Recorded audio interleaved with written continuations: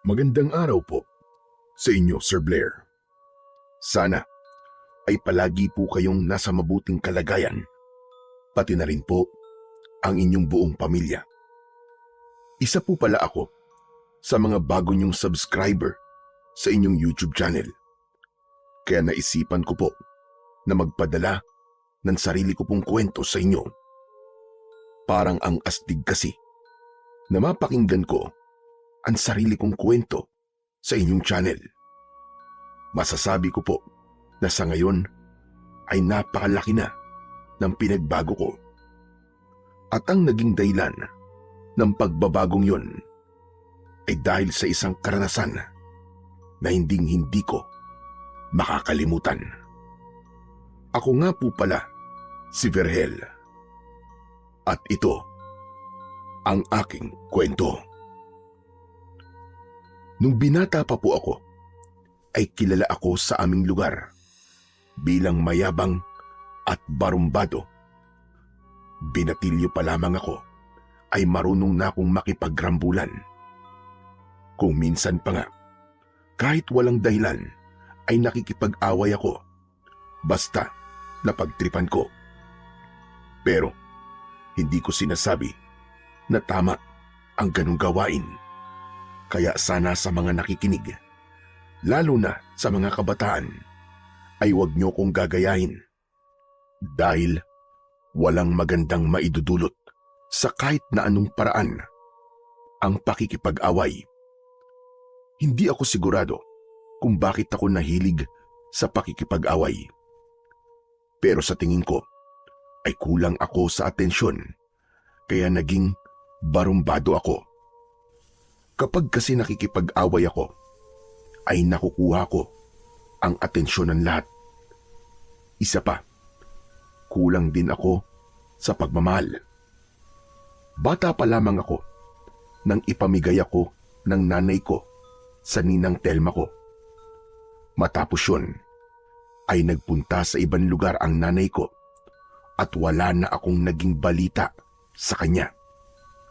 Hindi naging maganda ang pagtrato ng ninang ko sa akin. Kulang na nga lang ay gawin niya akong alipin sa tindi ng pagpapahirap niya sa akin. Inintindi ko na lang siya dahil matandang dalaga siya. Sabi kasi nila, basta matandang dalaga daw ay masungit. Ngunit isang gabi ay biglang nawala ang ninang ko, Sir Blair. Isang misteryo ang pagkawala niya dahil lumabas lang siya para magpahangin. Nagtaka ako kasi napakatagal niya na hindi bumalik. At nang lumabas ako ay tanging ang isang tsinelas na lamang niya ang nakita ko. 3 araw na ang lumipas simula nang nawala si Ninang Telma. Pero kahit ang mga pulis ay hindi alam kung paanong nawala ang ninang ko. Isang umaga, matapos kong mag-almusal, ay namitas ako ng bulaklak sa garden ni Ninang Telma. Matapos yun, ay naglakad ako papunta sa bahay ng pinakamagandang dalaga sa baryo namin. Walang iba kundi si Alma. Sa aking paglalakad ay nakasalubong ko ang kaibigan kong si Tolome. Bata pa lang kami ay talaga namang magkaibigan na kami ni Tolome. Kumbaga ay sanggang dikit kami. At madalas ay nadadamay siya sa tuwing nakikipagsuntukan ako. Kahit ang totoo ay duwag siya. Aba. Para kanino yung mga dala mong bulaklak, Chong? Malayo pa ang undas, ah. Hoy, siraulo. Gusto mo bang ipakain ko itong mga bulaklak sa'yo? Pas ako, Chong. Katatapos ko lang mag-almusal eh. Busog pa ako. Eh bakit ka nga ba may dala kasing bulaklak? Talagang nagtanong ka pa. Sino lang ba ang binibigyan ko ng bulaklak? Ah, alam ko na. Para kay Alma. Tama. Sigurado ako na magugustuhan niya mga rosas na to dahil bagong pitas ko ang mga ito sa garden ni Ninang eh. nililigawan mo pa rin pala si Alma. Hindi ba, nung huling beses na sinamahan kita sa bahay nila, ay sinabi niya na tumigil ka na sa ginagawa mong panliligaw sa kanya? Bakit sa tingin mo ba maniniwala ako sa sinabi niyang yon? Alam mo, Tolome, madalas ay pakipot lang ang mga babae. Hindi agad nila binibigay sa'yo ang matamis nilang oo. Kasi sinusubukan ka nila kung talagang seryoso ka sa kanila. Ganun lang yun. Ibig sabihin, sinusubukan lang ni Alma kung susuko ka na o hindi sa panliligaw sa kanya matapos kanyang basti din? Ganun na nga, nakuha mo rin. Ikaw, wala ka talagang alam pagdating sa mga babae. Kaya hindi na ako nagtataka kung bakit hanggang ngayon hindi ka pa rin nagkakaroon ng girlfriend. Makapagsalita ka naman, parang may syota ka ngayon ah. Mag-iisang taong ka na nga nandiligaw kay Alma pero hanggang ngayon, hindi ka pa rin niya sinasagot eh. Bokya ka pa rin. Ano bang pakialam mo? Gusto mo bangasan kita? At least ako, naranasan ko na magkaroon ng girlfriend. Hindi gaya mo na kahit isa ay walang pumapatol. Okay lang. Gusto ko kasi, kung sino ang unang magiging syota ko, ay siya na ang magiging asawa ko. Alam mo, nagsasayang lang ako ng oras sa'yo eh. Imbis na ibigay ko na itong mga bulaklak kay Alma, nakikipag-usap pa ako sa'yo. Diyan ka na nga. Teka, sandali lang tol. Sasamahan na kita para meron kang backup kung sakali na ipagtabuyang ka uli ni Alma o kaya ng lolo niya. Ikaw ang pangit mo talagang mag-isip. Kapag talaga ako pinagtabuyan ni Alma, ikaw ang sisisihin ko. Ito naman, magpasalamat ka na lang kasi sinusuportahan kita kahit papano. Nasama na lang ako sa'yo. Gusto kong makita kung paano ka mapahiya kung paano ka sasaya kapag tinanggap ni Alma yung flowers mo. Oo na, sige na, sumama ka na. Kahit naman hindi ako pumayag, isasama ka pa rin sa akin. Sa kapal pa naman ang mukha mo eh. Basta itikon mo yung bunganga mo mamaya. Kapag ikaw may sinabing hindi maganda mamaya, tapos nainis si Alma sa akin, susuntukin ko talaga yung bibig mo hanggang sa malagas lahat ng ngipin mo. Tandaan mo yan.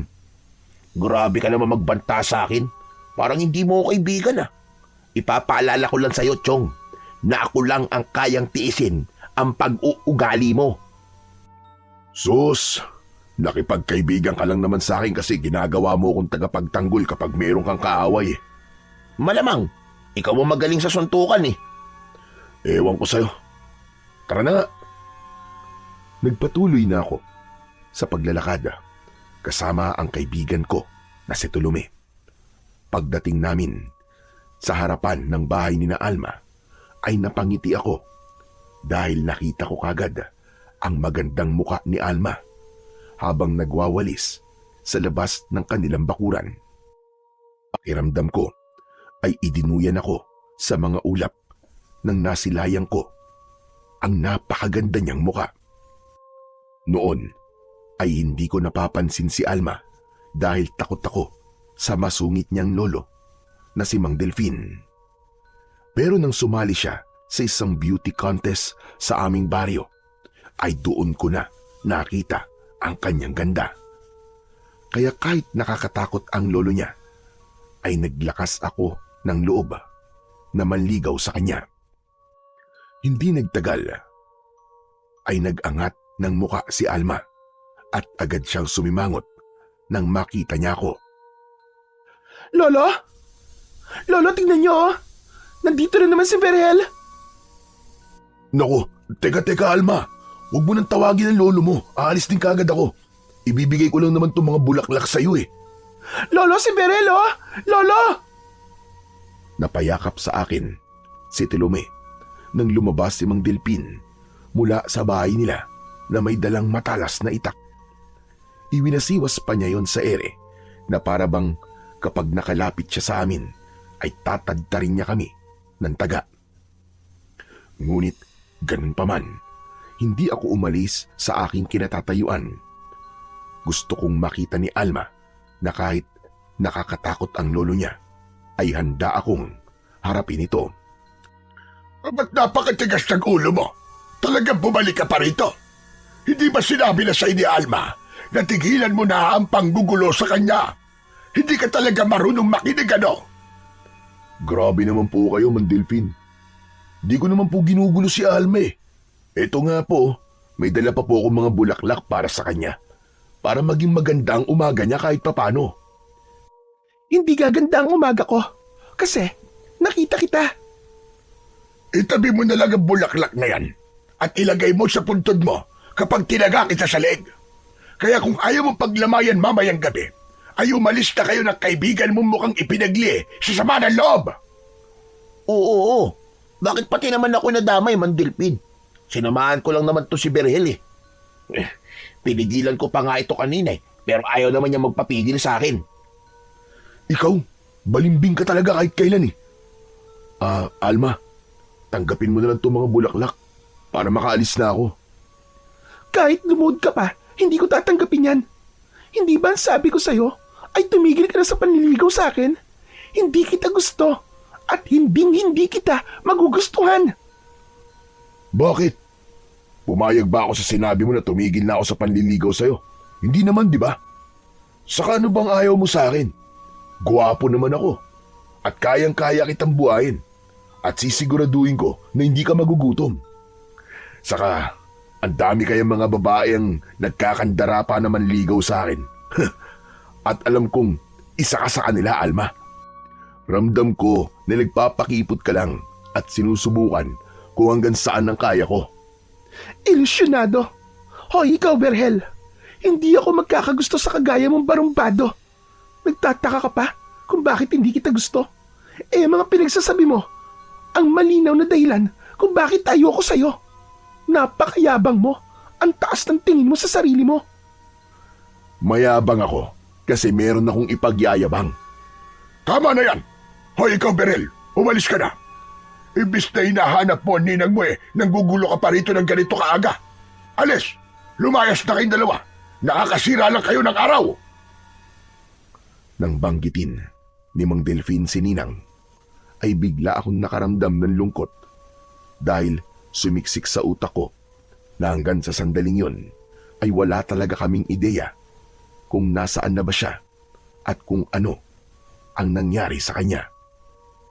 Hindi ko ipinahalata sa kanila na nalungkot ako.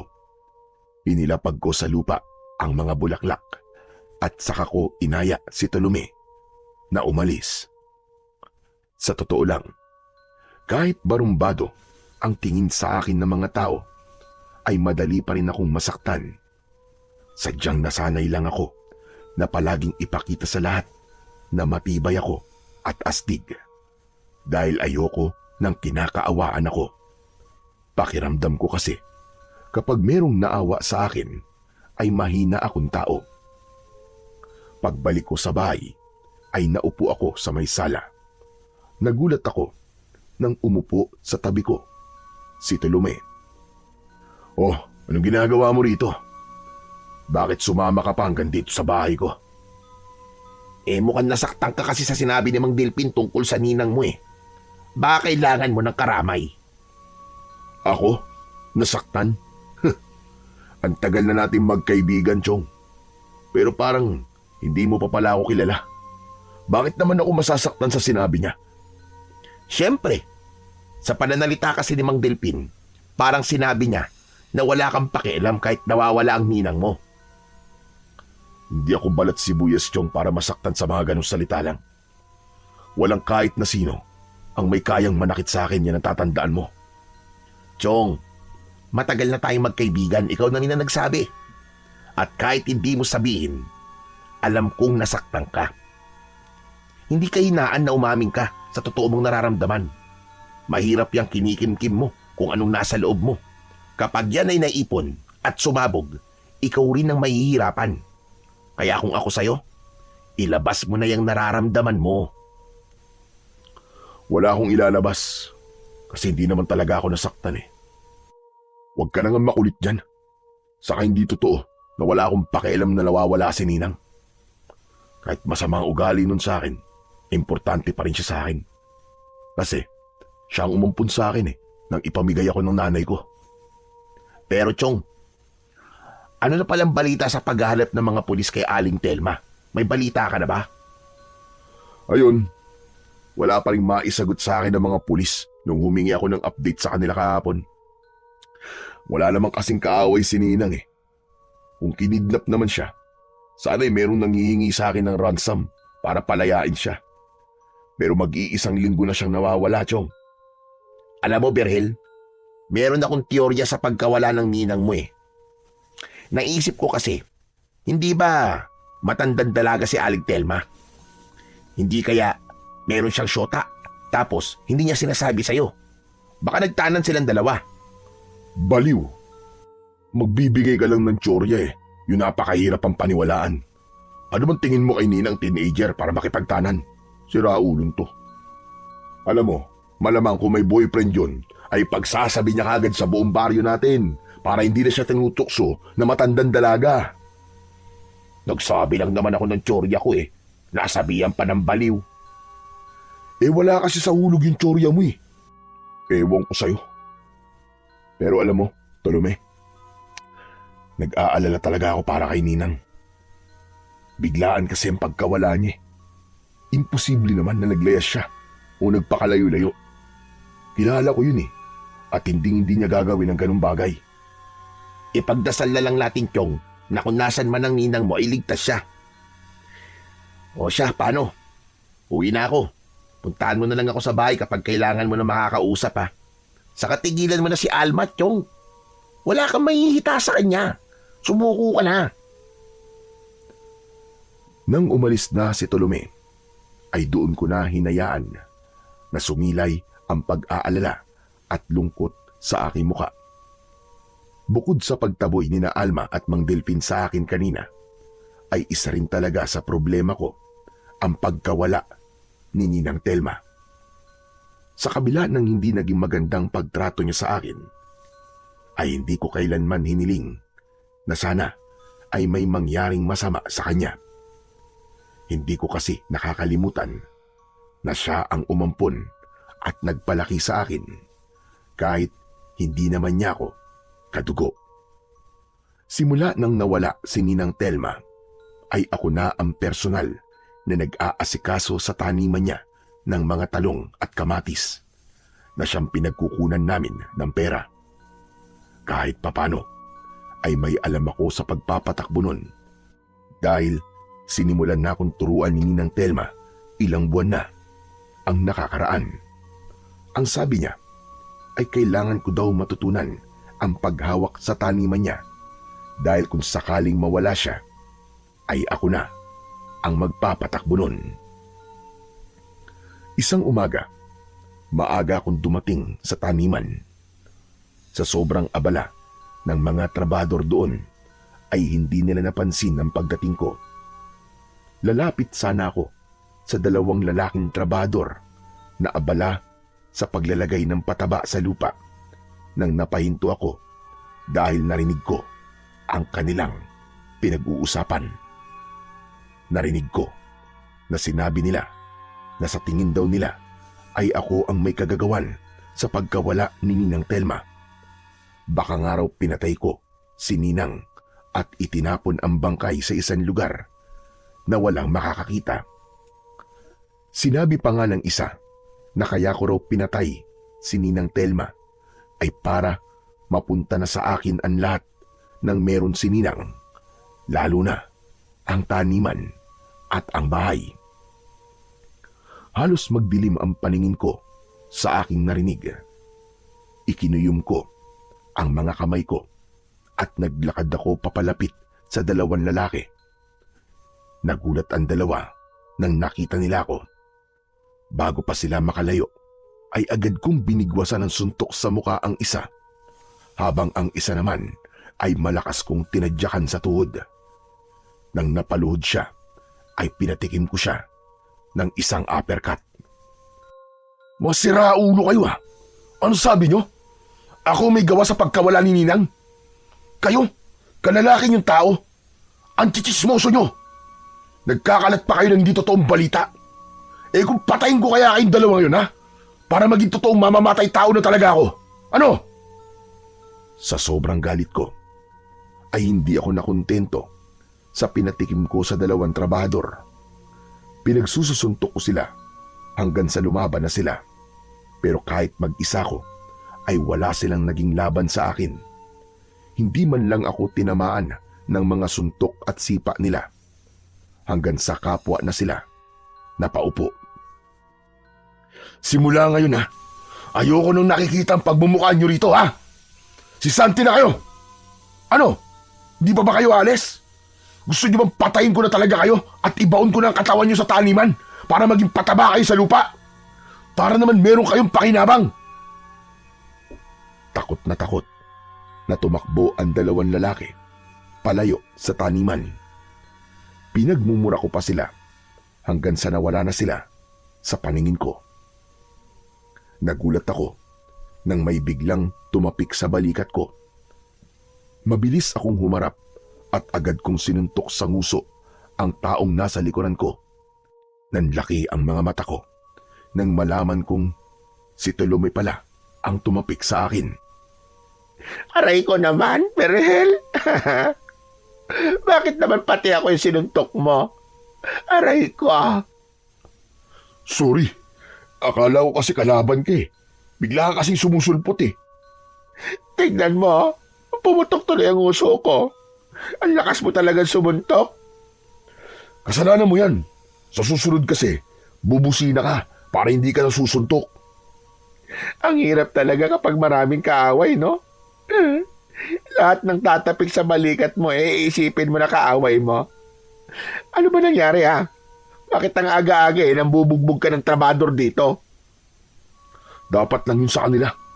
Kulang pa nga yun eh. Narinig ko na pinag-uusapan nila ako. Ang sabi, ako raw ang may gawa sa pagkawala ni Ninang. Pinagbibintangan ba naman akong pinatay ko si Ninang at itinapon ko raw ang bangkay kung saan para mapunta na sa akin ang lahat ng ari-arian niya? Aba, mga loko nga yun, ha? Sandali, bubugbugin ko rin sila. Oo, tama na. Susundan mo pa eh. Nakaalis na nga. Kung kanina mo sana ako tinulungan habang binubugbog ko sila, matutuwa pa ako sa'yo. O baka gusto mong pabalikin ko sila para ikaw naman na makipagsuntukan sa dalawang mukong na yun. Ano, gusto mo? Wag na. Mukhang nabugbog mo naman na sila ng gusto eh. Okay na yun. Magpapagod pa ba ako? Pero Chong, grabe sila sa'yo, no? Bakit naman nila iisipin na ikaw ang may kagagawan sa pagkawala ng ninang mo? Di ko rin alam eh. Malamang, narinig nila sa kung sinong chismis na yun. Ibig sabihin, may mga tao na nag-iisip na ako may kasalanan sa pagkawala ni Ninang. Nasasabi siguro nila yun kasi nakikita nila ako na parang walang pakialam eh. Bakit? Nakikita ba nila kung paano ako mag-alala kapag mag-isa lang ako? Siyempre, walang makakakita sa'yo. Kasi sabi mo, mag-isa ka lang. Ewan ko sa'yo. Masyado kang pilosopo. Ito naman nagbibiro lang ako eh. Parang pinapatawa ka lang eh. Pero Chong, huwag ka mag-alala. Naniniwala ako na wala kang kasalanan. Hayaan mo na lang yung mga taong may nasasabing masama tungkol sa'yo. Panigurado, naiinggit lang ang mga yun sa'yo. Kasi, totoo na sa'yo talaga mapupuntaan lahat ng meron si Aling Telma kung sakaling hindi na siya makita. Manahimik ka nga. Wala akong interes sa kung anong meron ng ninang ko. Mas gusto ko pang makita na siya. Kasi ayokong magpatakbo ng taniman niyang to. Nakakapagod kaya itong ginagawa ko rito. Saka, nawawalan na ako ng oras para kay Alma. Kasi maghapon ako nandito sa taniman. Ikaw, puro ka naman talaga Alma eh. Kahapon lang pinagtabuyan ka nga niya, di ba? Lubayan mo na si Alma, Chong. Dito ka na muna sa taniman niyo mag-focus. Saka sa paghanap sa ninang mo. Kahit ilang beses pa akong ipagtabuyan ni Alma, hindi ako susuko. Hindi ako titigil hanggang sa maging syota ako na siya. Titigilan ko lang siya kapag ikinasal na siya sa ibang lalaki. Bahala ka na nga sa buhay mo. Kung anong gusto mong gawin, gawin mo. Basta walang sisiyan sa bandang huli kapag nasaktan ka. Huwag mo sasabihin sa akin na nagkulang ako ng paalala sa'yo, ha? Naputol ang pag-uusap namin ni Tolome nang biglang dumating si Mang Delpin. Sinabi niya sa akin na gusto niyang makapag-usap kami ng kaming dalawa lang. Gusto pa sanang sumama ni Tolome, pero nang tignan siya ni Mang Delpin ng masama, ay natakot si Tolome at hindi niya na ipinilit ang gusto niya. Inaya ko si Mang Delpin sa maliit na kubo kung saan Nagpapahinga ang mga trabador. Dahil oras pa ng trabaho ay walang ibang tao ron, kundi kaming dalawa lamang. Medyo kinabahan ako dahil may hinala na ako kung ano ang sasabihin sa akin ni Mang Delpin. Kung nandito po kayo para sabihin sa akin na tigilan ko na si Alma, ay mas mabuting umalis na po kayo dahil hindi ako titigil sa panliligaw sa apo nyo. Mahal ko po talaga si Alma, Mang Delpin. Nagkakamali ka. Hindi tungkol kay Alma ang pag-uusapan natin. May ibang bagay pa po ba tayong pwedeng pag-usapan bukod sa kanya? Nandito ako para pag-usapan natin ang tungkol sa pagkawala ni Telma. Si Ninang? Bakit, Berhel? May iba ka pa bang kilalang Telma bukod sa ninang mo? Wala na po. Ang ibig ko pong sabihin ano pong sasabihin nyo tungkol kay Ninang? Sa tingin ko kasi, ay alam ko na kung sino ang dahilan ng pagkawala niya. Pero bago ko sabihin sa iyo ang aking hinala, ay gusto kong mangako ka sa akin na wala kang pagsasabihan na kahit na sino tungkol sa mga sasabihin ko sa iyo ngayon.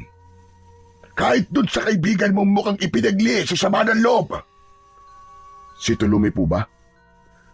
May iba ka pa bang kaibigan bukod kay Tulume? Yung taong yun lang naman ang nakakatiis sa ugali mo. Kaya imposible na magkaroon ka pa ng ibang kaibigan maliban kay Tulume. Grabe naman po kayo magsalita. Nagsasabi lang ako ng totoo, Berhel. Basta, mangako ka sa akin na wala kang pagsasabihan ng mga sasabihin ko sa iyo hanggat hindi ako nakakasiguradong totoo ang hinala ko. Nagkakaintindihan ba tayo? Opo, Mang Delpin. Huwag po kayo mag-alala. Kasi kung ano mapag-uusapan po natin dito, ay hindi nalalabas sa kubong ito. Aasahan ko yan. Makinig ka. Naisip ko kasi na kailangan mo itong malaman dahil pamilya mo nawawala. Ang ibig kong sabihin ikaw ang itinuturing na pamilya ni Telma. May hinala kasi ako na isang aswang ang kumuha kay Telma. Ano po? Tama po bang pagkakarinig ko?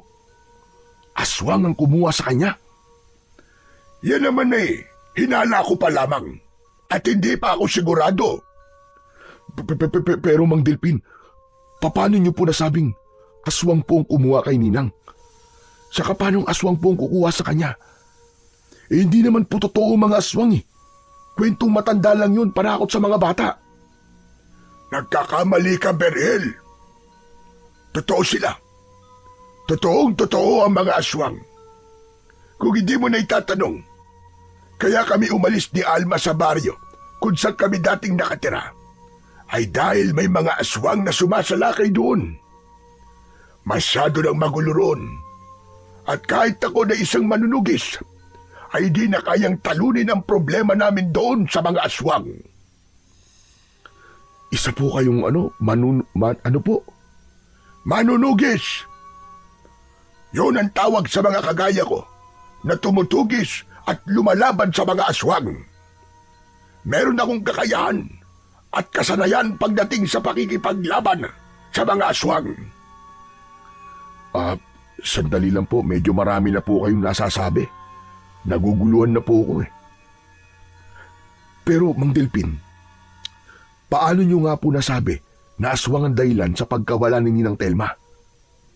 Noong gabing nawala ang ninang mo, ay may naramdaman akong kakaibang presensya. Alam ko na ang presensya na yon ay dahil merong aswang sa baryo natin ang gabing yon. Sinabi ko na ito kay Alma at maging siya ay sumang-ayon na aswang nga ang kumuha kay Telma sa ninang mo. Tapos, kagabi ay nag-ikot-ikot ako dito sa lugar natin. Napunta ako sa gubat at may nakita kong isang aswang na lumilipad. Hindi ako pwedeng magkamali, Berhel. Isang bangkilan ang aswang na nakita ko. Sandali lang po ulit. May sinabi na naman kayo na hindi ko maintindihan Ano po ba yung bangkilan?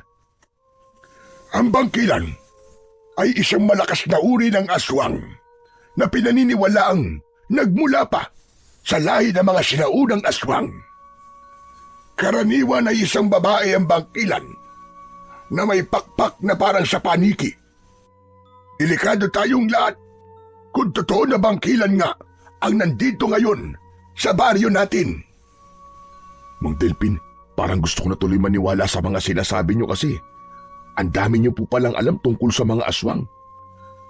Pero kung totoong aswang nga po ang kumuha kay Ninang, ibig po ba sabihin patay na po si Ninang ngayon? Malaki ang posibilidad na wala na nga siya. Pero hanggat wala tayong nakikitang bangkay, kailangan nating umasa na buhay pa si Telma. Kaya nga po sana naman, buhay pa po si Ninang. Kung buhay pa siya, kailangan natin siyang iligtas. Natin? Bakit parang kasama ako sa magliligtas sa kanya? Hindi po ba ang sabi niyo manunugis kayo? Di kayo na lang po magligtas sa kanya. Sigurado po ako na kapag buhay pa si Ninang at nailigtas niyo siya, ay bibigyan niya kayo ng malaking halaga ng pera. Sigurado yun. Hindi ko ililigtas ang ninang mo nang dahil sa pera. Ang gusto ko ay patayin o kaya ay itaboy ang bangkilan bago pa dumami at madagdagan ang biktima niya. At sigurado rin ako na nakarating na sa iyo ang usap-usapan ng mga tao na may kinalaman ka raw sa pagkawala ni Telma. Sinasabi nila na pinatay mo si Telma para mapunta sa iyo ang lahat ng ari-arian niya. Wala pong katotohanan niya, Mang Delpin. Wala akong pakialam sa mga ari-arian ni Ninang. Bakit ba nakikialam sila sa buhay ng may buhay? Bakit hindi ang buhay nilang asikasuhin nila? Wala na tayong magagawa pagdating sa bagay na yan. Sadyang may mga tao talagang ganon. Malaking misteryo kasi ang pagkawala ni Telma. Kaya gagawa at gagawa ang mga tao ng kwento sa kung anong palagay nila ang nangyari. Kaya nga kailangan mo kong tulungan na iligtas o mahanap si Telma. Nang sa ganon, malinis mo ang pangalan mo. Sa bagay, Mang Delpin, may punto kayo sa sinabi niyo. Kahit naman magpaliwanag ako sa mga tao, hindi sila maniniwala sa akin Maniniwala lang sila sa akin na wala akong ginawang masama kay Ninang. Kung maililigtas natin si Ninang at siya mismo makakapagsabi sa lahat kung ano ba ang totoong nangyari sa kanya. Sige po, Mang Delpin. Tutulungan ko po kayong iligtas si Ninang. Hindi lang ang pagliligtas sa ninang mo ang gagawin natin. Lalabanan din natin yung bangkilan.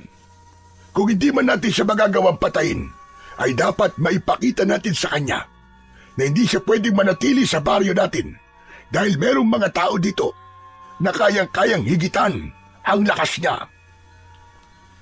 Pero Mang Delpin, talaga po bang malakas at mabangis ang bangkilan na yan?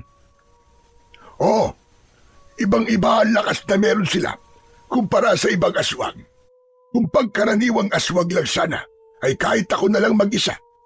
Pero dahil isang bangkilan ang maaaring nandito sa baryo natin, ay kailangan ko talaga ang tulong mo.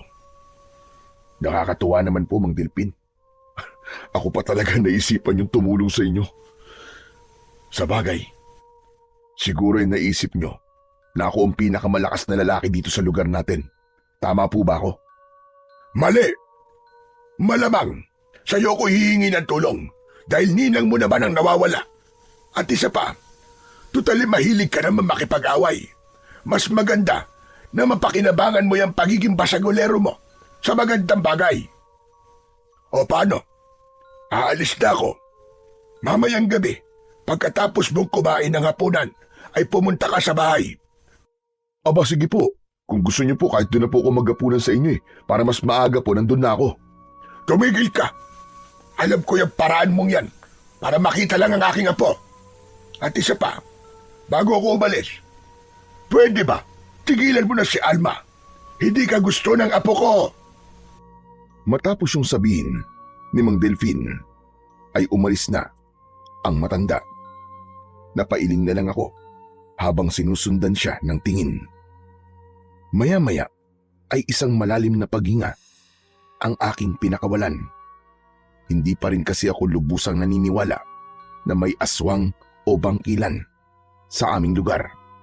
Nakakarinig naman ako ng mga kwentong aswang sa kung kani-kaninong tao, pero hindi ako naniniwala sa mga ganong kwento. Para kasi sa akin, hindi totoo ang aswang at ang mga ganong nilalang ay hindi nabubuhay sa mundo.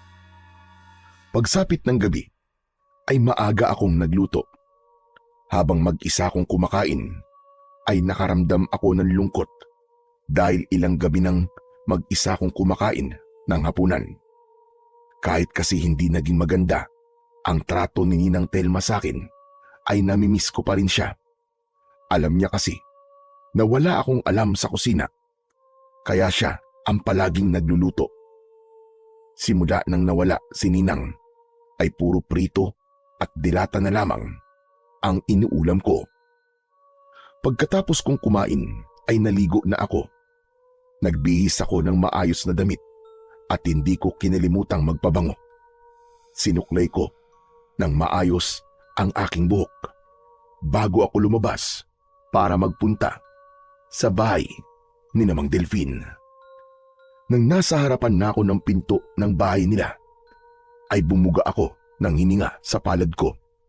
Inamoy ko yun at napangiti ako dahil mabango ang aking hininga. Saka ako kumatok ng 3 beses. Otomatikong rumihistro ang matamis kong ngiti nang si Alma ang nagbukas ng pinto.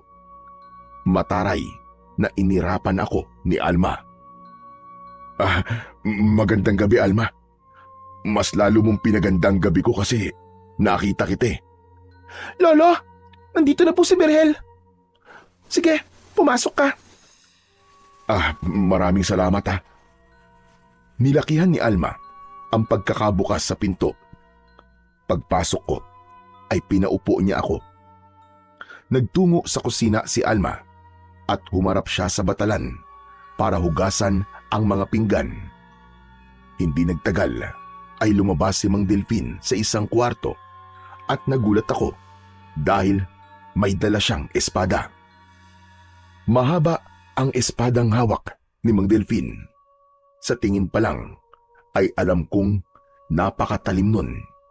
Ang hawakan nun ay kulay ginto at merong mga nakaukit na simbolo na wala akong ideya kung ano ang ibig sabihin. Wow! Grabe!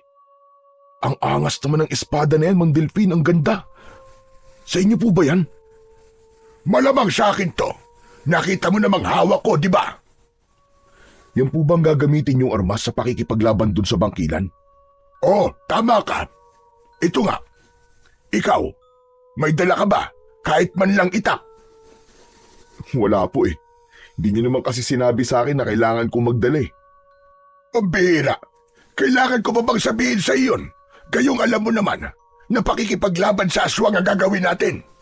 Saka talagang pumorma ka pa ha. Ang sakit sa ilong ng pabango mo. Akit ka ba ng ligaw? Opo sana eh, kay Alma. Bago po sana tayo makipaglaban sa aswang eh, manliligaw muna ako. Hindi pwede. Hindi ka ba talaga marunong umintindi? Sinabi ko na nga sa'yo na ayaw sa'yo ni Alma. Maghanap ka na lang ng ibang babaeng liligawan mo at huwag mong sayangin ang oras mo sa apo ko. Saka talagang panliligaw pa ang uunahin mo kaysa sa ninang mo na nawawala. Ayos lang po na masayang ang oras ko. Basta kay Alma ko po yun sasayangin. Alam mo ikaw, Berhel, kung hindi mo lang ninang ang nawawala, ay hindi ikaw ang hihingan ko ng tulong. Alma, kunin mo nga dyan yung isang itak. Teka, bakit po? Ano pong gagawin niyo sa itak? Kumalma ka, hindi kita tatagain.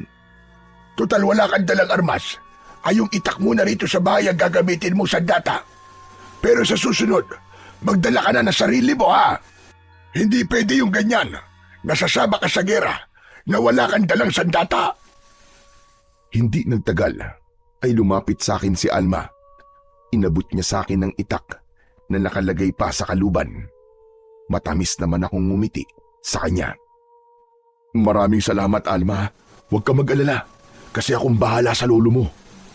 Nagpapatawa ka ba? Baka si Lolo ang bahala sa'yo. Tama na yan. Umalis na tayo, Berhel. Alma, ikaw na munang bahala rito. Mang Delpin, pwede po bang makahingi kay Alma ng kahit isang halik lang sa pisngi? Kumbaga parang pampagudlak. Gusto mo bang itong kamao ko ang umalik dyan sa gusto mo, ha? Hehehe, nagbibiro lang po. Kung makakalusot lang, masyado naman po kayong seryoso. Tara na po. Gusto ko na kasing makita yung bangkilan na yun eh. Kapag nagkataon kasi, ito ang unang beses na makakakita ko ng aswang. Sigurado ako na kapag nakita ko ng personal yung aswang, talagang maniniwala na ako sa mga sinasabi niyo, Mang Delphin. Ang dami mo pa sinasabi. Tara na! Lo, mag-iingat ka po ha. Hindi na lang po ako matutulog para hintayin kayo. Huwag ka mag-alala. Alam mo na hindi ito ang unang beses na gagawin ko to, Apo. Pagkaalis namin, ay magsarado ka na ng mga pinto at bintana. Ikaw nang bahala rito. Alma, ako ba? Hindi mo sasabihan na mag-ingat? Che, asa ka pa? Bakit? Lolo ba kita? Sabi ko nga, Mang Delphin, tara na. Nauna akong lumabas ng bahay ni na Alma. Isang malalim na paghinga ang pinakawalan ko. Sa totoo lang, nagtatalo pa rin ang utak ko kung totoo ba ang bangkilan o hindi.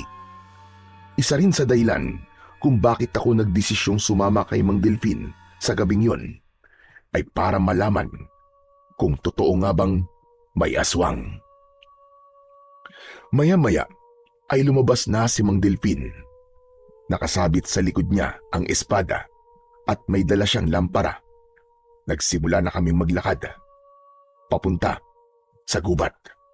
Kinailangan pa naming tumawid sa ilog bago kami nakarating sa bukana ng gubat. Nang nasa loob na kami ng kagubatan, ay bigla akong nakaramdam ng kaba. Wala kasi akong ideya sa kung ano ang mangyayari sa amin sa gabi na yon. Mang Delphin, sigurado po ba kayo na nandito po sa gubat yung sinasabi niyong bangkilan? Hindi ba't sinabi ko na sa iyo na dito ko siya nakitang lumilipad? Malamang dito siya nagtatago para hindi siya makita kagad ng mga tao. Sa totoo lang, Mang Delphin, parang medyo kinakabahan ako eh. Kung tao sigurong kakaharapin natin, kahit wala na ako nitong itak, okay lang eh. Pero para magdala kayo ng ganyang espada, mukhang matindi talaga makakalaban natin ngayon. Saan niyo po pala nakuha yung espada na yan? Paano po kayo nagkaroon yan? Ipinamana pa sa akin to ng lolo ko na isa ring manunugis ng mga aswang. Binata pa lamang ako ay nasa akin ang espadang ito. Ayon sa kwento ng lolo ko, ibinigay sa kanya ng kaibigan niyang engkanto ang espadang ito para magamit niya sa pakikipaglaban sa mga aswang. Kumbaga, ginawa talaga ito para sandata laban sa mga aswang. Totoo rin po pala mga engkanto.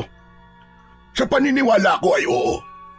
Naniniwala ako na hindi lang tayong mga tao at mga hayop ang naninirahan dito sa mundo. Maraming misteryo ang mundong ito na mahirap paniwalaan, pero totoong totoo. Nagpatuloy kami ni Mang Delphin sa paglalakad sa gitna ng gubat. Panay ang linga niya sa paligid at kapag meron siyang naririnig na kaluskos, ay agad kaming nagtatago. Kapag sigurado na siya, naligtas na, ay saka lang kami lumalabas at naglalakad ulit. Paminsan-minsan ay tinitignan ko ang espada ni Mang Delphin. Natutokso ako na hawakan yon dahil hindi pa ako nakakahawak ng ganong klase ng espada. Hanggang sa hindi ko na napigilan ang sarili ko. Sandali lang, Mang Delphin. Ano kasi, pwede ko bang mahawakan yung espada nyo? Wag na! Kundi ikaw ang nagmamay-ari nito, ay hindi mo ito mabubuhat. Po, ibig niyo po bang sabihin ikaw lang po ang nakakabuhat niyan? Ganun ba? Tama ka, ganun na nga. Kaya wag mo nang subukan. Sus, hindi niyo ba nakikita tong muscle ko? Sa laki ng braso ko sigurado kung kayang-kaya kong buhatin yan. Isang sako nga ng bigas kaya kong buhatin Yan pa kaya? Sige, tutalay mayabang ka rin lang. Pagbibigyan kita. Kapag itong espada hindi mo nabuhat, hindi ka na talaga pwedeng manligaw kay Alma. Oh, bakit naman naisali pa si Alma sa usapan natin? Para mas magpursige ka, nabuhatin itong espada ko. Sige na nga po. Basta kapag nabuhat ko yan papayagan nyo na ako manligaw ulit kay Alma at hindi na kayo magsusungit sa akin kahit kailan. Walang problema. Pumapayag ako sa sinabi mo na yan. Hanggang sa inilapag ni Mang Delfin ang espada sa lupa. Matiim kong tinitigan ng espada at inunat ko pa ang aking mga braso at pinaputok ang aking mga daliri. Yumuko ako at hinawakan ko ang hawakan ng espada gamit lamang ang dalawa kong kamay. Tiwala ako na magagawa ko yung buhatin dahil alam ko na malakas ako. Pero nang sinubukan kong iangat ang espada ay hindi ko man lang yon nagawang maigalaw. Ilang beses kong sinubukan pero nabigo lang ako. Lahat na yata ng lakas na meron ako ay ginamit ko na pero hindi ko man lang nagawang iangat sa lupa ang espada ni Mang Delfin. Hanggang sa sumuko na lang ako. Tagaktak na ang pawis sa aking muka at medyo mabilis na ang aking paghinga. Ayoko na. Grabe, suko na ako. Napakabigat pala talaga niyan. Akala ko ba ay kaya mo? Mukhang kakaiba talaga yung espada nyo Hindi ko pala talaga kayang buhatin yan. Galing talaga sa engkanto. Di hindi ka na talaga pwedeng manligaw sa apo ko. Pero Mang Delfin, ang usapan ay usapan at hindi na yung pwedeng mabago. bad trip naman oo. Saka kahit payagan kitang ligawan si Alma, ay wala ring mangyayari. Kasi wala siyang gusto sa'yo. Ayaw niya sa'yo. Ayaw ng apo ko sa mayabang at sa basagulerong kagaya mo. Bakit ba ayaw niya sa ganung lalaki? Mas okay nga yun kasi mayroong magtatanggol sa kanya kasi matapang ako. Alam mo, iho, ang tunay na tapang ay yung kayang ilugar ang tapang niya. Hindi gaya mo na palaging naiisip na solusyon sa isang problema ay away at suntukan. Magsasalita pa sana ako nang biglang humangin ng napakalakas.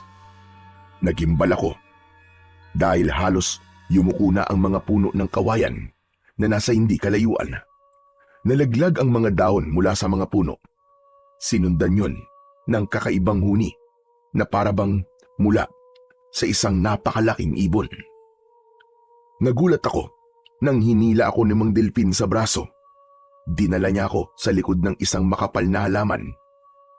Pinatay niya ang sindi ng lampara. Nang muling umalingaw-ngaw ang malakas na huni, ay tumingala ako at doon ay nakita ko ang isang nilalang na lumilipad. Sigurado ko na hindi yun isang malaking ibon dahil meron yung mga kamay at paa. Kung titignan ay para yung isang taong may napakalaking pakpak. Mang Delfin, yun na po ba ang bangkilan? Oo, siguro naman ay naniniwala ka na ngayon sa akin. Dito lang muna tayo. Hindi niya tayo pwedeng makita kagad dahil mahihirapan tayong dumepensa kung aatakihin niya tayo mula sa itaas. Kailangan nating malaman kung saan siya naglulungga at baka nandun ang ninang mo. Labis ang kilabot na nararamdaman ko ng mga sandaling yon. Nagtaasan ang balahibo sa mga braso ko habang pinapanood ko ang paglipad ng aswang na bangkilan.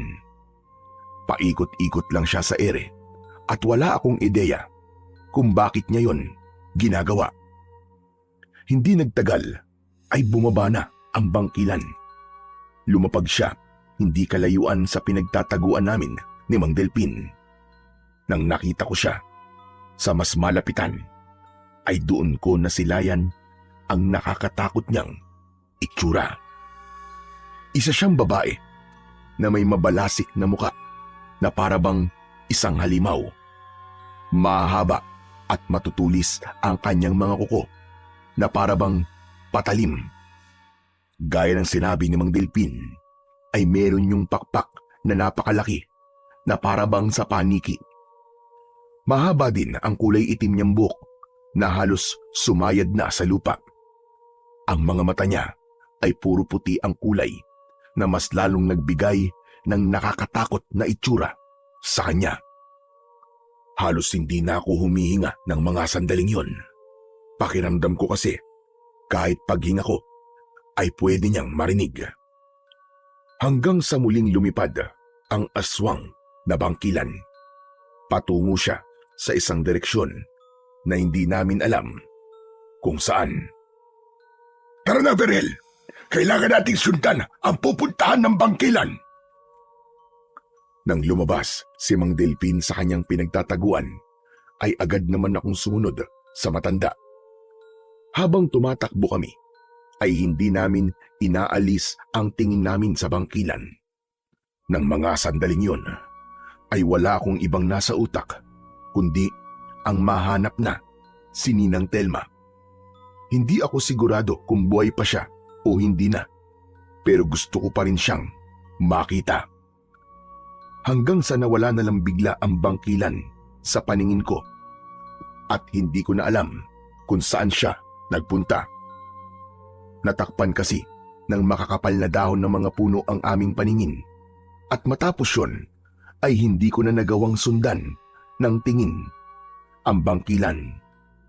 Huminto sa pagtakbo si Mang Delpin at luminga-linga siya sa paligid. Sandali lang. Saan na nagpunta yung bangkilan? Nakita mo ba, Berhel? Hindi nga po eh. Nawala po siya sa paningin ko eh. Dahil po sa mga puno, hindi ko na nasundan. Saka ang bilis niya pong lumipad. Grabe.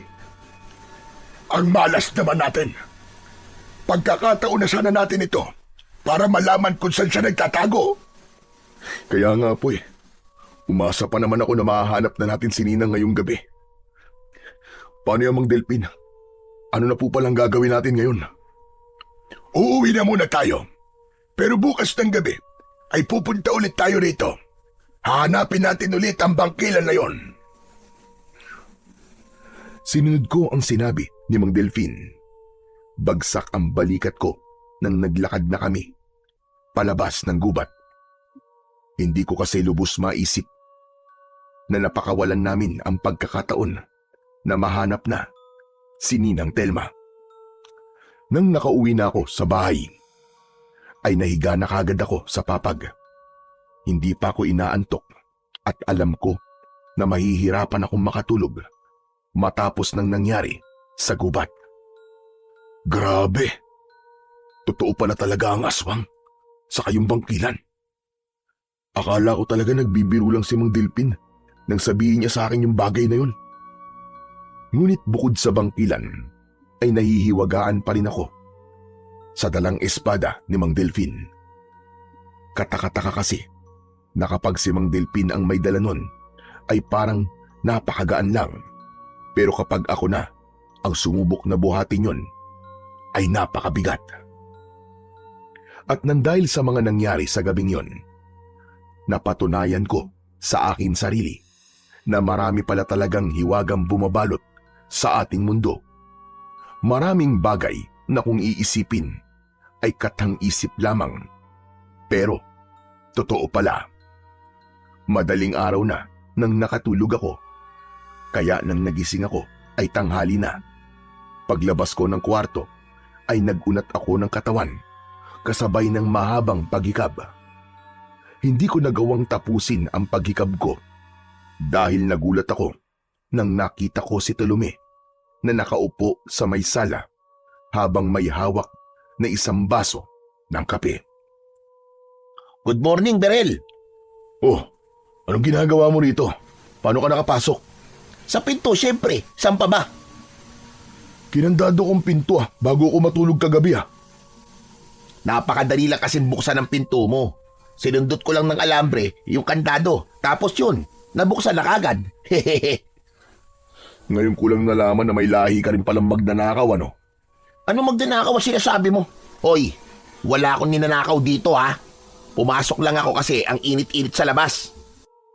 Kahit na wala kang ninanakaw, yung kakayahan mo naman na magbukas ng pintong nakakandado nang hindi gumagamit ng susi ay gawain ng mga magnanakaw.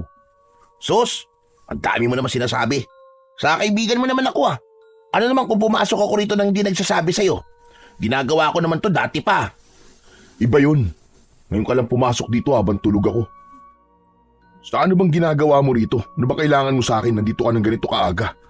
May pakapi-kapi ka pa dyan ha? Bisita ka? Tanghali na ngayon para sa kalaman mo. Hindi ba nag-usap kayo ni Mang Delpin kahapon? Oh, ano naman ngayon? Anong pinag-usapan nyo? Baka pwede mo naman sabihin sa akin oh. Chismoso ka rin pala no? Wala kang kinalaman sa pinag-usapan namin. Kaya hindi mo na kailangan malaman yun. Ang KJ naman ito oh. Sige na Chong, sabihin mo na. Tayong dalawa na nga lang magkaibigan tapos naglilihim ka pa sa akin.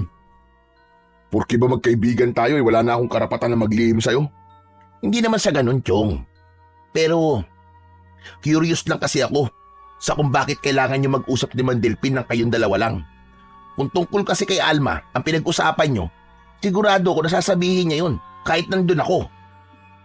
Kung makapagsalita ka, para kang investigador. Alam mo, isipin mo na lang na hindi yun nangyari. Tapos. Paano ko gagawin yun? Halos hindi na nga ako nakatulog kagabi dahil sa kakaisip eh.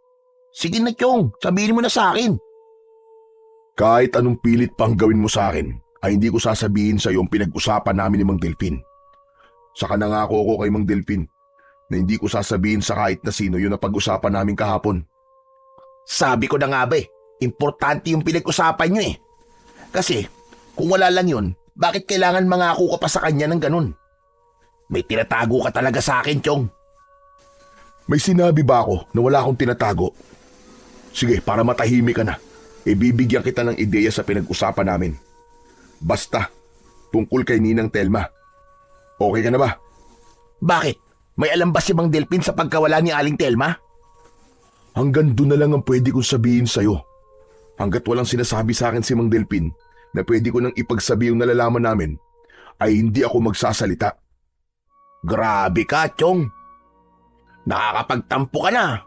Ganyan ka na pala ngayon, ha? Huwag ka nang makulit, Tulumi. Ubusin mo na yung kape mo at umalis ka na. Hindi ko na hinintay na magsalita si Tulumi dahil paniguradong hahaba pa ang pag-uusap namin. Nagtungo ako sa kusina para magtimpla ng kape. Hindi nagtagal ay umalis na si Tulumi. Inubos ko kagad ang kape ko at saka ko nagpunta sa bahay ni Mang Delpin. Pagdating ko roon ay nakita ko si Alma na nagwawalis sa harapan ng kanilang bahay. Hanip, napakasipag mo talaga, Alma. Grabe, ang swerte na mapapangasawa mo. Ako pala yung swerte kasi ako ang mapapangasawa mo. Kilabutan ka nga sa mga pinagsasabi mo. Mayabang. Kung nandito ka para mambwisit, umalis ka na. Ito naman, galit ka naman kagad sa akin. Alma, si Mang Delpin talagang ipinunta ko rito. Kailangan ko kasi siyang kausapin eh. Nandun siya sa likod. Puntahan mo na lang. Matamis akong ngumiti kay Alma bago ko nagpunta sa likod ng bahay nila. Naabutan ko doon si Mang Delpin na nagsasanay gamit ang kanyang espada. Namangha ako sa ginagawa niya kaya hindi ko napigilang mapapalakpak. Huminto si Mang Delpin at lumapit ako sa kanya. Anong ginagawa mo rito? Mang Delpin, itatanong ko lang po kasi kung sasabihin na ba natin sa mga tao yung tungkol sa bangkilan. Mangyaring si Tulumi kasi, kinukulit niya akong sabihin ko sa kanya yung napag-usapan natin kahapon. Sa ngayon, wag muna. Alam mo namang ito ang unang beses na nagkaroon ng aswang dito sa baryo na to. Tapos bangkilan pa. Paniguradong marami ang hindi maniniwala sa atin At baka isipin pa nila na nasisiraan na tayo ng bait. Dapat po ba makakuha muna tayo ng matibay na ebidensya na totoo yung bangkilan? Ganun na nga. Pero kung anong ebidensya kailangan natin, ay hindi ko pa alam. Maniniwala lang po siguro sila kapag napatay natin yung bangkilan at naipakita natin ang bangkay sa kanila. O kaya, pwede rin na kung buhay pa si Ninang at hawak siya ng bangkilan, ay kailangan natin mailigtas si Ninang. Kasi siya ang makakapagsabi sa mga tao ng katotohanan. Tama yung mga naisip mo. Minsan pala'y gumagana rin ng maayos ang kukote mo. Sana ay gawin mo yan na madalas. Pambira naman kayo, Mang Delpin. Parang sinabi niyo na rin na pangit ang mga desisyon ko sa buhay ah. Bakit? Hindi ba? Sa bagay, tama naman ho kayo. Kung maganda lang sana ako magdesisyon sa buhay, baka hindi ako basagulero. Pero maiba ako, Mang Delpin. Ang galing nyo palang humawak ng espada. Nakita ko na para po talaga kayong mandirigma eh. Kung nakita mo lang sana noon kung paano ko gamitin ang espadang ito habang nakikipaglaban ako sa mga aswang, ay baka mas lalo ka pang humanga sa akin. Wala na. Matanda na ako. Mabagal na akong kumilos at hindi na ako kasing lakas ng dati. Nararamdaman ko na rin na anumang araw ay kailangan ko nang ipasa ang espadang ito sa isang tao na karapat-dapat. Alam kasi ng espadang ito kapag hindi na siya kayang gamitin na nagmamayari sa kanya. Kaya kailangan ko nang makaharap sa lalong madaling panahon yung bangkilan bago pa mangyari yon. Eh di, ipamana niyo na po sa akin yung espada. Handa po akong tanggapin niya, Mang Delpin. Huwag kang mangarap ng gising. Sa tingin mo ba, ay ganun lang kadali ang paghanap ng bagong tagapangalaga ng espadang ito? Hindi ako ang pipili, kundi ang espada mismo ang pipili ng susunod na magmamayari sa kanya. Eh paano po yung gagawin ng espada? Hindi naman nakakapagsalita yan ah. Hindi mo na kailangan malaman pa kung paano, dahil sigurado naman ako na hindi ang kagaya mo ang pipiliin ng espada. Mukhang wala ka na rin namang sasabihin na importante, ay baka pwedeng umalis ka na. Nakakaabala ka lang sa pag-iensayo ko. Sige po, babalik na lang po ako mamayang gabi. Napapakamot sa likod ng ulo na umalis ako para bumalik na sa bahay namin. Doon ay naisipan ko rin na magsanay, kaya kinuha ko ang itak.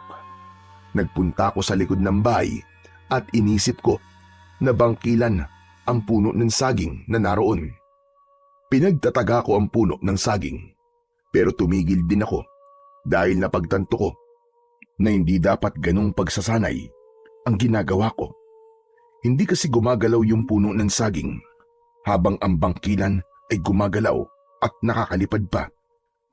Kaya inihinto ko kagad ang pagsasanay at nagdesisyon na lang akong magpahinga dahil paniguradong mamayang gabi ay mapapagod na naman ako sa pagtugis sa aswang na bangkilan.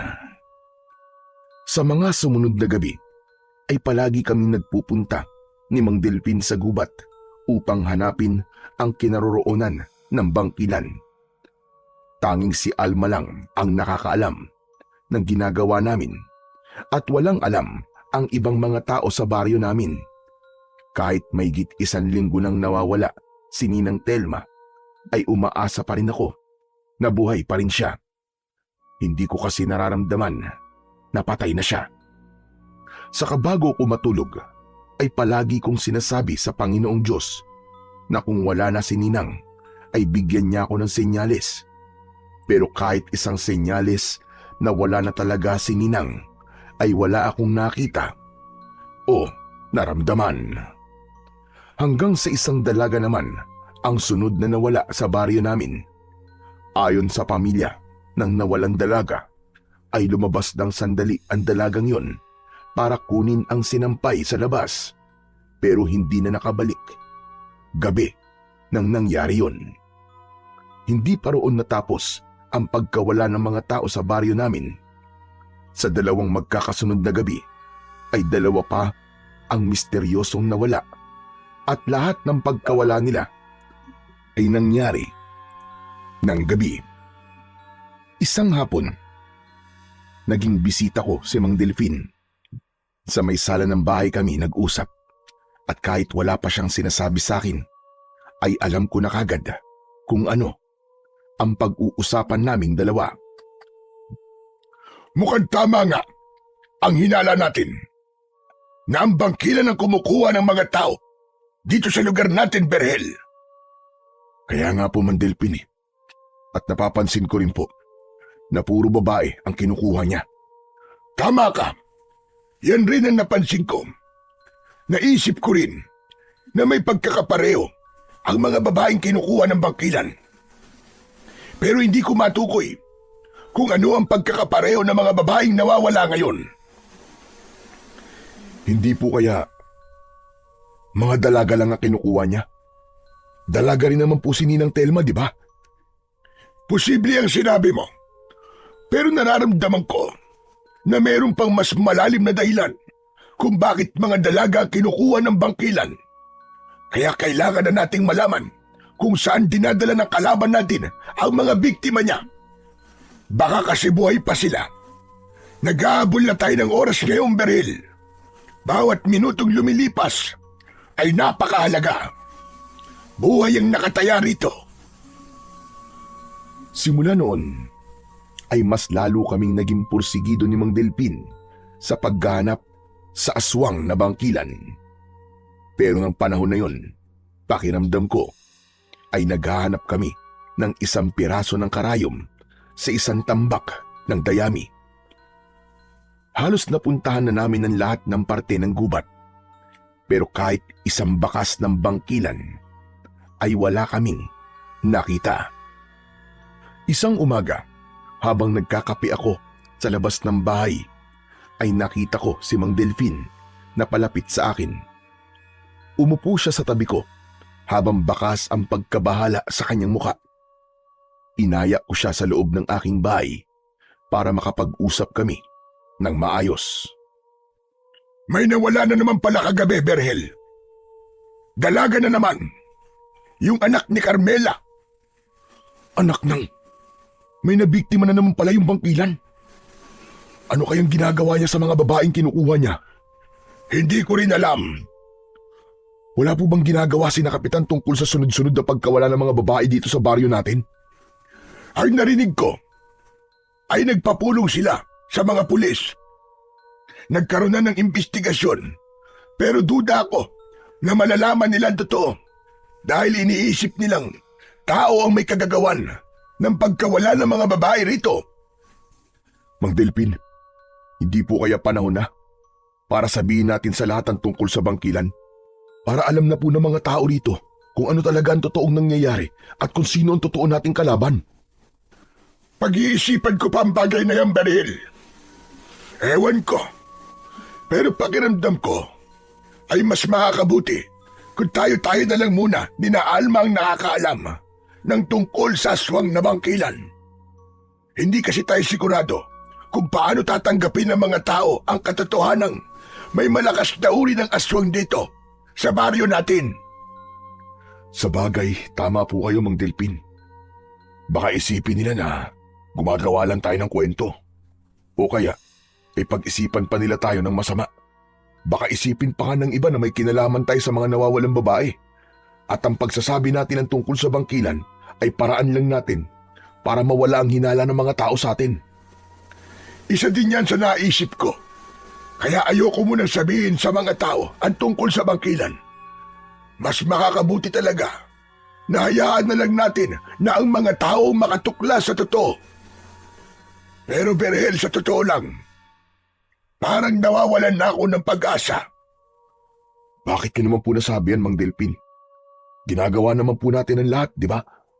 Gabi-gabi na po tayo nagpupunta sa gubat para hanapin po yung bangkilan. Ang ibig ko sabihin hindi ako sigurado kung kaya ko bang talunin sa laban ang bangkilan na yon. Hindi po ba meron po kayong espada na panlaban sa mga aswang? Kayang-kaya niyo po yun. Saka nandito naman po ako, tutulungan ko po kayo sa abot na makakaya ko. Kahit meron akong makapangyarihang espada, ay hindi ko na alam kung kaya pa ba ng katawan ko ang makipaglaban sa isang aswang na gaya ng bangkilan. Mahina na ako, Berhel. Napaglipasan na ako ng panahon. Hindi na ako kagaya nung araw. Isa pa, ilang gabi na nating hinahanap sa gubat ang bangkilan. Pero hanggang ngayon ay wala pa rin tayong ideya kung nasaan siya at saan niya dinadala ang mga babaeng kinukuha niya. Hindi po kaya wala sa gubat ang bangkilan, Mang Delpin. Baka sa ibang lugar siya nagtatago. Baka kailangan ay mag-isip tayo ng ibang lugar na posible niyang pagtaguan. Duda ako sa sinabi mo na yan. Sa tuwing nasa gubat tayo, ay nararamdaman ko ang presensya ng bangkilan. Yun nga lang, wala akong kakayahang matukoy kung saan ang eksaktong kinaroroonan ng pugad niya. Nang dahil sa pag-uusap namin na yon ni Mang Delpin, ay mas lalo kong naramdaman kung gaano kaseryoso ang ginagawa namin. Hindi lang ang bangkilan ang kalaban namin, kundi maging ang oras, dahil wala kaming ideya kung buhay pa nga ba ang mga taong kinuha ng bangkilan o baka patay na sila.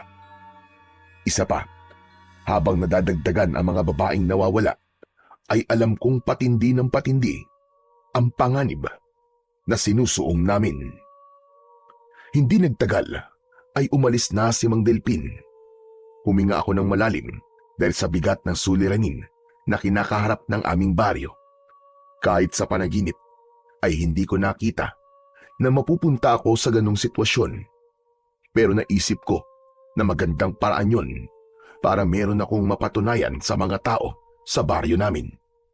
Kung mareresolba namin ni Mang Delpin ang problemang dulot sa amin ng bangkilan, ay makikita nila na hindi lang ako basta barumbado, kundi kaya ko ring gumawa ng magandang bagay. Baka yun din ang maging daan para magustuhan ako ni Alma. Tatayo na sana ako nang biglang dumating ang kaibigan kong si Telome. Sabi ko na nga ba meron kayong ginagawa ni Mang Delpin na ayaw niyong malaman ng ibang tao eh. Yun ang pinag-usapan niyo na ayaw mo sabihin sa akin. Ano ba sinasabi mo? Ikaw ba yan nakainom mo sumingot ka ng sunog na gulong? Huwag ka na magmang-maangang patyong. Narinig ko ang lahat ng pinag-usapan niyo kanina ni Mang Delpin. Wala kayong kaalam-alam na nasa labas lang ako kanina. Alam ko nang merong aswang dito sa baryo natin na tinatawag niyong bangkilan. At siyang kumukuha ng mga babae sa baryo natin. Sa wakas, alam ko na rin ang sekreto niyo. Nagmamadali akong lumapit kay Tolome. Nang gigigil na tinakpan ko ang bunganga niya gamit ang kamay ko. Ikaw, tumahimik ka nga. Ang lakas-lakas ng boses mo eh. Baka mamaya may makarinig sa'yo eh. Masaya lang ako kasi nalaman ko na yung ayaw mo sabihin sa akin. Pero Chong, huwag kang mag-alala. Kasi hindi ko sasabihin sa kahit na kanino yung mga narinig ko kanina. Trust me, Chong. Ligtas sa akin yun. Pa-English ka pang nalalaman, hindi bagay sa'yo. Dapat lang na hindi mo sabihin sa iba ang mga nalaman mo. Dahil kapag ginawa mo yun, puputulan talaga kita ng dila at gagawin kong palawit sa harapan ng pintuan ng bahay mo. Wow! Kaya mong gawin sa akin yun, Chong? Hindi. Pero seryoso na. Hindi ako makapaniwala na may aswang pala rito sa atin. Ibig sabihin pala, yung aswang na yun ang dahilan ng pagkawala ng ninang mo at ng iba pang mga babae. Ganun na nga, Tolome. Wala na akong dapat ipaliwanag sa'yo. Kasi narinig mo na ang lahat kanina. Chismoso ka talaga no? Huwag ka mag-alala. Kasi malinaw ang pandinig ko, kaya malinaw ko rin narinig ang lahat. Hindi na mapapagod ang bunganga mo sa pagpapaliwanag sa akin. Ang ipinagtataka ko lang, Chong, paano nyo nalaman ni Mang Delpin na may aswang dito sa atin? Saka, bakit kayo nag-aalap sa aswang o bangkilan na yon? Alam mo kasi si Mang Delpin, manunugis pala ng aswang. Yun daw ang tawag sa mga taong nakikipaglaban sa mga aswang eh. Ganun na daw siya. Kahit doon sa lugar na pinanggalingan nila ni Alma. Siyempre, may alam siya sa mga aswang-aswang. Kaya naramdaman niya na may aswang dito sa atin. Yung bangkilan na nga. Nag-imbestiga siya at napatunayan niya na mayroong bangkilan dito sa atin. Tapos ako ang pinili niyang makakatulong niya sa pagtugis dun sa bangkilan. Kasi malapit sa akin si Ninang eh. Tsaka may hinala kasi kami na yung bangkilan na yon ang kumuha kay Ninang. Saka dun sa iba pang mga babae na nawawala. Alam mo, Chong, hindi mo dapat tumalaman eh. Mayayari ako nito kay Mang Dilpin eh. Hayaan mo na. Ang sabihin mo na lang sa kanya ay ako ang mismong nakaalam kasi narinig ko ang pag-uusap nyo. Tsaka magkaiba naman yun sa kusang sinabi mo sa akin, di ba? Sabagay, basta huwag mong sasabihin sa kahit na kaninong mga nalaman mo ha. Alam mo na ang mangyayari sa'yo. Naku, aabutin ka talaga. Ito naman paulit-ulit. Wala ka ba't tiwala sa akin? Pero alam mo, Chong, sa totoo lang, nagulat talaga ako na merong aswang dito eh. Sa tagal ko nang nabubuhay, ngayon lamang nagkaroon ng aswang dito sa atin. Ang astig, no? Si Raulo, anong astig dun? Ang dami ng babaeng nawawala ngayon. At baka yung bangkilan na yon ang may gawa. Paniguradong habang hindi pa namin napapatay ni Mang Delpin yung bangkilan, ay patuloy na madadagdagan ng mga nawawala. Mag-iisang linggo na nga yata naming hinahanap yung bangkilan na yun eh, pero hanggang ngayon, wala pa rin kaming ideya kung nasang parte siya ng gubat. Nakita na kasi namin yun ng isang beses. Kaya lang, napakabilis niyang lumipad. Nawala kaagad sa paningin namin. Ano? Lumilipad pala ang bangkilan na yon? Oo, Chong. Ganun siya kalupit. Kaya paniguradong mahirap kalaban ang aswang na yon. Eh di isama niyo ako ni Mang Dilpin. Sasamahan ko kayo na labanan yung bangkilan. Dagdag lakas din ako sa inyo. Nagpapatawa ka ba? Ikaw, tutulungan kaming tugisin yung bangkilan. Ikaw ang numero unong duwag na kilala ko eh. Tumigil ka nga, Tolume. Paniguradong magiging pabigat ka lang sa amin ni Mang Delpin pag nagkataon. Grabe ka namang makapanglait sa akin. Hindi kita minamaliit. Nagsasabi lang ako ng totoo, Chong. Ang gawin mo, itikon mo yung bibig mo at sarilinin mo na lang lahat ng nalaman mo ngayon. Nagkakaintindihan ba tayo? Oo na. Paulit-ulit ka naman masyado. Itong tandaan mo, Tolume ha. Kapag hindi ka tumpad sa usapan natin, tatapusin ko ng pagkakaibigan natin dalawa. Seryoso ako, Tolume. Talagang hindi ko sasabihin sa iba. Takot ko na lang na hindi na tayo maging magkaibigan. Sa totoo lang, alam ko sa sarili ko na hindi ko kayang tapusin ang pagkakaibigan namin ni Tolume kahit pasabihin niya sa iba ang nalaman niya sa amin ni Mang Delpin. Hindi ganun kababaw ang pagkakaibigan namin ni Tolume. Tinakot ko lang siya para hindi malaman ng iba ang ginagawa namin ni Mang Delpin. Alam ko kasi na hindi papayag si Tolume na masira ang aming pagkakaibigan. Kaya yun na lang ang ginamit ko para manahimik siya. Pagsapit ng gabi, gaya ng nakasanayan namin ni Mang Delpin, ay muli kaming nagtungo sa gubat para sa pag-asang makikita na namin ang kinaroroonan ng bangkilan. Nagkasundo kami na maghiwalay sa paghahanap at magkita na lamang sa bukana ng gubat makalipas ang 1 oras. Yun ang unang beses na naghiwalay kami ni Mang Delpin sa paghahanap sa gubat, kaya hindi ko naiwasan ang makaramdam ng takot. Ngunit ganun pa man, inisip ko na ginagawa ko yun para kay Ninang Telma at sa iba pang mga nawawala. Matapos ang mahigit 1 oras, ay nagkita kaming muli ni Mang Delpin sa may bukana ng gubat. Parehas kaming bigong matagpuan ang pinagtataguan ng bangkilan. Sinabi ni Mang Delpin na bukas na lang ulit ng gabi namin hahanapin ang bangkilan. Kaya naman, naglakad na kami pabalik sa aming baryo. Mang Delpin, bakit ba tuwing gabi lang natin hinahanap yung bangkilan? Bakit hindi natin siya hanapin sa umaga para may liwanag pa? Dahil hindi lalabas ang bangkilan sa pinagtataguan niya kapag may araw pa. Mas madali kung sa gabi natin siya hanapin kasi ganung oras siya lumalabas.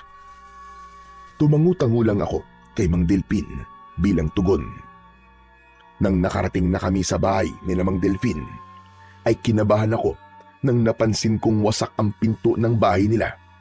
Nagmamadali kaming pumasok at mas lalong tumindi ang kaba ko dahil magulo ang lahat ng gamit na naroon. Parang may isang napakalakas na bagyo ang rumagasa doon. Agad naming hinanap si Alma pero hindi namin siya nakita. Kahit sa likod ng bahay ay wala din siya.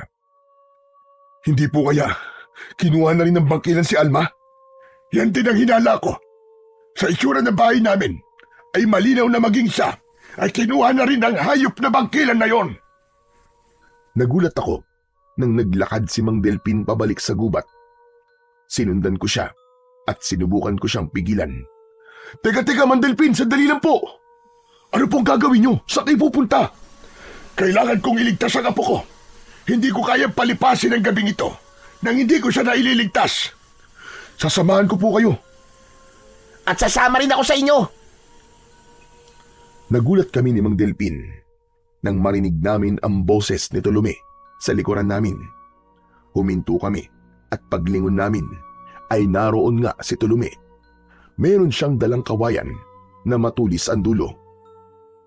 Mang Delpin, magpapaliwanag ako sa inyo. Huwag po muna kayo magalit sa akin ha. Ganito po kasi yun. Narinig po ni Tolome yung pinag-usapan natin kanina. Kaya alam na niya ang sekreto nating dalawa.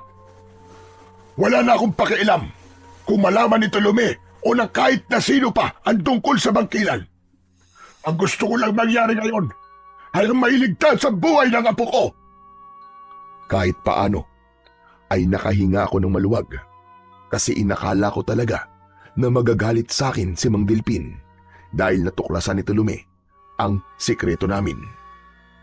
Nang muling naglakad si Mang Delpin papunta sa gubat, ay agad kaming sumunod sa kanya. Hinayaan ko na lang na sumama si Tolome sa amin at umasa ako na talagang makakatulong siya sa amin sa pagliligtas kay Alma at sa iba pang mga kinuha ng bangkilan. Pagdating namin sa loob ng gubat, ay muli kaming naghiwa-hiwalay upang mas maging malaki ang tsansang mahanap namin ang bangkilan. Maingat at alerto kong sinuyod ang kagubatan. Mas naging matindi ang kagustuhan kong malaman kung nasaan ang pinagtataguan ng bangkilan dahil hawak niya ang mahal kong si Alma. Kailangan ako makapagligtas kay Alma para magmukha akong bayani sa kanya. Yun ang naisip ko na dapat mangyari. Pagkakataon ko na yun para baguhin ang tingin ni Alma sa akin. Baka sakali na kahit paano ay magkaroon ako ng konting pag-asa sa kanya kapag ako ang nagligtas sa kanya. Sa gitna ng aking paglalakad ay napahinto ako dahil may narinig akong yabag ng paa na papalapit sa aking kinaroroonan. Naningkit ang mga mata ko nang isang tao ang nakita kong papalapit sa akin. Inihanda ko ang sarili ko dahil ang unang pumasok sa utak ko ay yun ang bangkilan.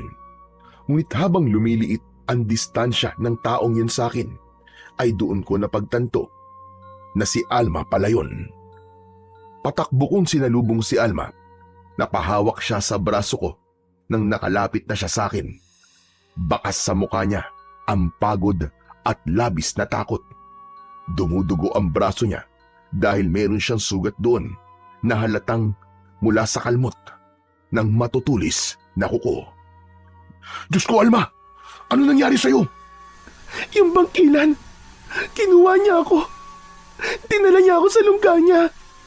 Mabuti na lang nagawa akong makatakas. Kung ganun, alam mo kung saan nagtatago ang bangkilan?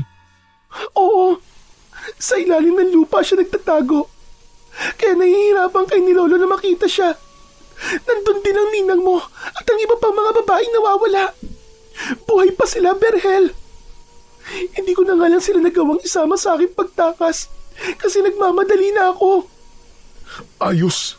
Salamat sa Diyos. Magandang balita yan, Alma. Salamat dahil buhay pa pala si Ninang. Kaya mo ba akong samahan sa lungga ng bangkilan? Oo, pero nasa na si Lolo? Siya dapat na makipaglaban sa aswang na yon dahil wala kang laban sa kanya. Oo nga pala, no? Si Mang Delpin palang meron sandata na maaaring makapatay sa bangkilan. Pero hindi ko kasi alam kung nasaan siya. Naghiwa-hiwalay kami para hanapin ka. Nagkasundo kami ni Alma na hanapin muna ang lolo niya na si Mang Delpin bago kami magtungo sa lungga ng bangkilan. Nagkaroon na rin ako ng takot. Sigurado ko na wala akong laban sa bangkilan na yon dahil wala akong kaalam-alam sa pakikipaglaban sa ganung uri ng nilalang at wala rin akong sandata na ginawa panlaban sa mga aswang.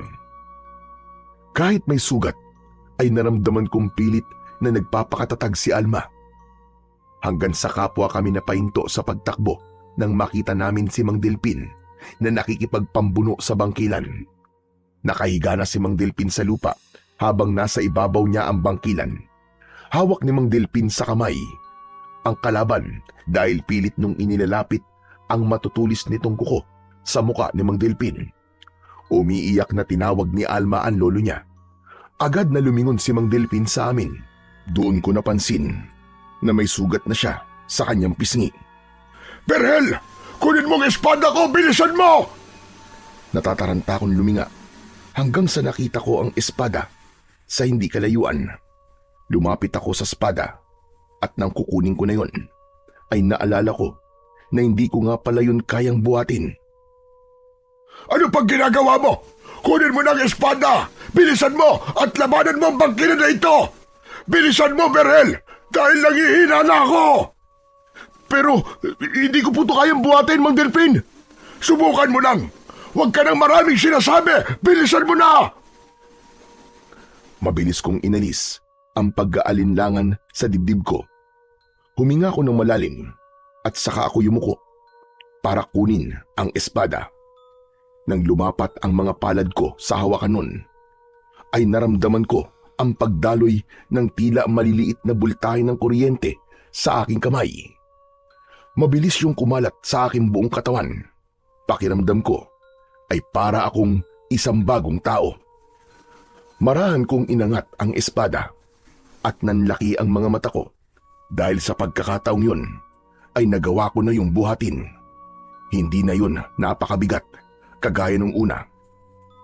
Bagkus ay parang kasing bigat lamang yun ng pangkaraniwang itak. Mang Delpin, tignan nyo! Nagawa ko pong buhatin ang espada nyo! Pero, paano po yun nangyari? Huwag ka na muna magtanong! Patayin mo na ang bangkilan na ito! Bilisan mo! Tumiim ang aking bagang at mas hinigpitan ko ang pagkakahawak ko sa makapangyarihang espada. Mabilis akong tumakbo papunta sa aswang na bangkilan. Nang malapit na ako sa kanya, ay bigla siyang humarap sa akin at malakas siyang umangil. Nakita ko ang matutulis niyang mga pangil na nagbigay sa akin ng takot. Napaatras ako at tatakbo sana ako palayo nang marinig ko naman ang boses ni Alma. Huwag kang tumakbo! Sa suntukan napakagaling mo! Tapos sa aswang takot ka! Napahiya ako sa sinabing yun ni Alma. Doon ko naalala na kailangan ako ang pumatay sa bangkilan at baka sakaling mag-iba ang tingin niya sa akin. Kaya naman, kahit natatakot ako, ay pinilit kong lakasan ang aking loob. Inisip ko na pagkakataon ko na yon para magpakitang gilas kay Alma. Muling sumugod ang bangkilan papunta sa akin. Diretso ko siyang tinignan sa kanyang mga mata, ngunit nang halos isang dipa na lamang ang layo niya sa akin, ay bigla siyang lumipad paitaas. Pagtingala ko, ay mabilis siyang bumulusok paibaba habang nakaumang ang kanyang mga kuko. Pero imbis na umilag, ay mas pinili kong salubungin ang bangkilan. Nang malapit na siya sa akin, ay iwinasiwas ko sa hangin ang espada at nagawa kong putulin ang isa niyang braso. Muling lumipad paitaas ang bangkilan habang umaalingaw-ngaw ang malakas niyang pagsigaw na wala akong ideya kung dahil ba sa galit o sa sakit. Ano bangkilan? Lilipad ka na lang ba palagi? Diyan ka na lang ba sa taas? O baka natatakot ka na sa akin? Bumaba ka dito! Ipakita mo sa akin ang bangis mo! Maglaban tayong dalawa! Mas lalong lumakas ang pagsigaw ng bangkilan. Bumaba na siya at tumayo siya, ilang dipaan layo sa akin. Mabilis siyang tumakbo, papunta sa kinaroroonan ko. Kaya inihanda ko ang aking sarili sa pag-atake. Nagkaroon ako ng hinala na muli siyang lilipad. Kaya isang ideya ang naisip kong gawin. Ibinato ko sa kanya ang espada at tumagos yun sa kaliwa niyang pakpak. Nagkaroon ng malaking butas ang pakpak ng bangkilan, kaya nawala na siya ng kakayahang makalipad. Agad kong tinakbo ang kinaroroonan ng espada, pero bago ko pa yun tuluyang makuha, ay sinunggaban na ako ng bangkilan sa aking likuran. Natumba ko at naramdaman ko ang bigat ng bangkilan sa likuran ko. Inunat ko ang aking kamay para abutin ng espada. Halos isang dangkal na lang ang layo ay maaabot ko na yun. Pero hindi ko magawang makagalaw dahil napakabigat ng bangkilan sa likuran ko. Hanggang sa naramdaman ko ang pagkalmot ng bangkilan sa likod ko. Malakas ako napasigaw nang dahil sa labis na sakit at hapdi. Ang buong akala ko ay katapusan ko na ng mga sandaling yon. Pero biglang dumating ang kaibigan kong si Tolome at sinaksak niya sa dibdib ang bangkilan gamit ang dala niyang kawayan na may matulis na dulo. Itinulak ni Tolome ang bangkilan at nang naramdaman kong wala na sa likod ko ang bangkilan, ay mabilis akong gumapang hanggang sa nakuha ko ng muli ang espada. Tol, bilisan mo! Hindi ko na siya kayang pigilan! Ang lakas niya! Agad akong tumayo. At habang hindi makagalaw ang bangkilan dahil kay Tolome, ay sumugod na ako. Buong puwersa kong itinarak ang espada sa tapat mismo ng puso ng bangkilan. Tumagos sa likod niya ang talim ng espada. Sa paghugot ko ng espada, ay napaluhod ang bangkilan hanggang sa unti-unting nawalan ng buhay ang mga mata niya. Kumulubot ang balat niya at nagmistulang matanda ang kanyang itsura. Natuyot ang kanyang katawan na parabang balat ng punong kahoy hanggang sa halos butot balat na siya. Matapos yun ay tuluyan ng bumagsak sa lupa ang walang buhay na bangkilan.